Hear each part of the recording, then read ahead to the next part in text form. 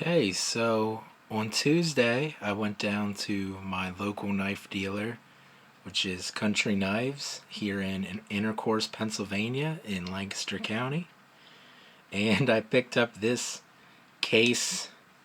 They called it a Daddy Barlow. I think it's a Granddaddy Barlow. I might be wrong about that.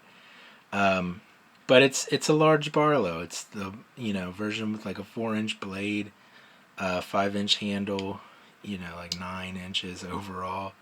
Um, and this knife was manufactured in 2001, and they still had it at this shop close to me. So I went down and I bought it because I wanted one, because I had recently purchased a Rough Rider, um, big, big Daddy Barlow, I think is what they called it. I should have probably gotten that out to show you, but that'll be a different video. And I liked it, and I'm like, oh, this is cool. I wish Case still made these. And then I went on Country Knives and I saw they had one, so I'm like, oh. So I went down and I bought it, and this is in Bermuda green jig bone. This is apparently a part of Case Select series, which is like a fancier, case, it's handcrafted pocket color, and it says all that stuff that Case Knives always say, unmatched quality and everything. The date on this knife, September 18th, 2001. I would have been 6. And yeah, that's 7 days after a tragic event here in the United States. But yeah, so this knife was packaged on September 18th, 2001. I don't really know when exactly it was manufactured, sometime in 2001. The fit and finish on this knife is interesting. It's got this like file work on it, because I guess they were trying to be fancy and everything. When the knife's open, the back spring sits below the liners, which isn't exactly what you want. The blade doesn't have any play when it's open, and it didn't when I got it either, but it does move side to side in the closed position, which is kind of concerning to me. Typical Case knife thing, and I think back then they were actually a little bit worse than they are now. So I think right now, for the most part, most Case knives are not that bad. It's just people, used to Great Eastern Cutlery quality that are complaining about the Case knives, even though they cost a lot less. But I noticed that, like, these liners seem like they're pretty far apart. So I don't know if at some point it got, if it swelled or something. And I had noticed that it seemed like there was an awful lot of room between, the liner underneath the bolster here and the blade tang. So I did my normal thing that I do with knives that have play, and I pounded on the pivot a little bit here. And I know some people are going to be really upset that I did that, because it ruined the look of the knife, and this is a collector's item, and whatever, they'll probably say it's rare, and all sorts of stuff. But here's the thing. The knife isn't perfect. It wasn't perfect when I got it. The liner, or the back spring sits below the liners. The whole reason I wanted this knife was to carry it.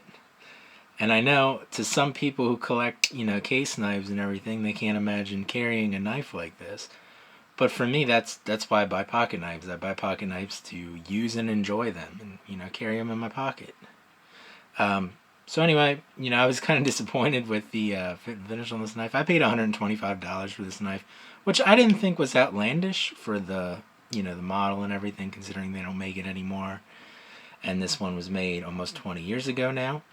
So I didn't think that was outlandish. Like I said, I was kind of upset by the little issue I had there with the play when it's closed, which is kind of upsetting. But, I bought the knife to carry it. I'm going to carry it. I'm going to use it. So stuff like that doesn't really bother me that much. Like I said, people are going to be upset about the pin sticking out of the bolster because I'm an idiot with a hammer. And when stuff needs to be tightened up, I just tend to do that.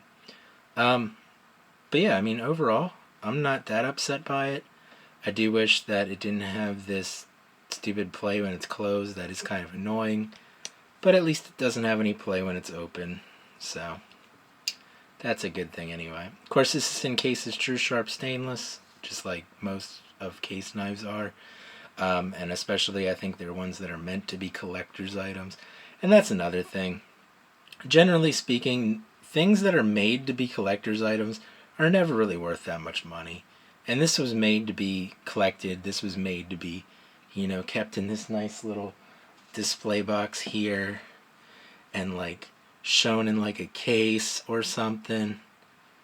So it was meant to be like that. So there's probably dozens of these, hundreds of these. I don't know how many they made, so I don't want to say thousands, but there's probably hundreds of these sitting around in some old guys like case display cases and stuff.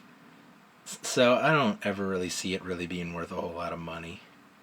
Now, the same Country Knives, I mean, if you're interested, they had an abalone version of this, which might actually be worth money because it's abalone, but it was like almost $500. So obviously, I'm not interested in that. I wanted the knife to carry, so the bone worked better for me anyway. So yeah, I just figured I would show this off. This probably won't ever get a review because they don't make them anymore. They haven't made them for a long time. I wish Case would start making them again. I keep hoping maybe it'll be one of their vault patterns coming up. That would be really cool if like next year they did this as a vault pattern. I would buy a bunch of them. If they were $100, I would buy a bunch of them. Because I really like this. It's cool. Having a big like Barlow like this. Plus I like Barlows in general. But the big Barlows, they're just very cool. So anyway, I'm going to stop rambling on. I just kind of wanted to show you this knife. And other than this little issue there, I'm pretty happy with it. So anyway, put it back in its nice little display box here. Put the sleeve back over it. So that's going to be it for this video. I hope you guys have a good day.